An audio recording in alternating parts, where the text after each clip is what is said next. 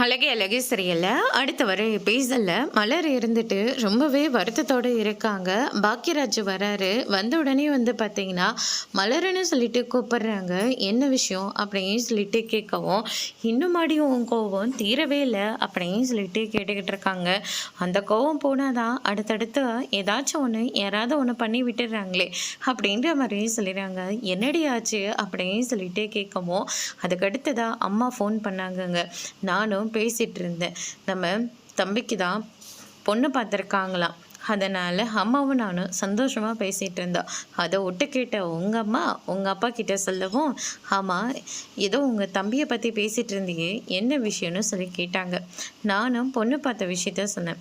அப்பாடா இப்போ தான் எனக்கு ரொம்ப சந்தோஷமாக இருக்குது. எப்படி இருந்தாலையும் உங்கள் வசதிக்கு ஏற்ப தான் நீங்கள் பொண்ணை பார்த்துருப்பீங்க. இங்கே அது வந்து ஸ்ருதியை பொண்ணு கெட்டுருவீங்களோன்னு நானும் ரொம்ப பயந்து போயிட்டேன் அப்படின்ற மாதிரி சொல்கிறாங்க. ஸ்ருதியும் என் தம்பி என்ன அப்படியாங்க பழகிட்டு இருக்காங்க அப்படின்னு சொல்லிட்டு மலர் வந்து சொல்லிட்டு இருக்காங்க.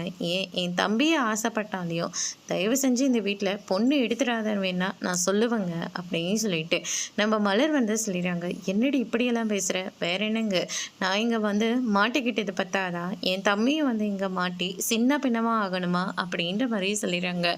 ஆனால் இன்னொரு தடவை உங்கள் அம்மா என் தம்பியை பற்றி பேசினாங்கன்னா என்ன தான் கண்டபடிக்க பேசிக்கிட்டு இருக்காங்க, இப்போ என் தம்பியும் பேசிக்கிட்டு இருக்காங்க அப்படின்னு சொல்லிட்டு ரொம்பவே கோவமாக பேசிக்கிட்டு இருக்காங்க. இது எல்லாத்தையும் லக்ஷ்மி வந்து கேட்டுக்கிட்டு இருக்காங்க. அதோட பிரம்ம முடிச்சிருக்காங்க.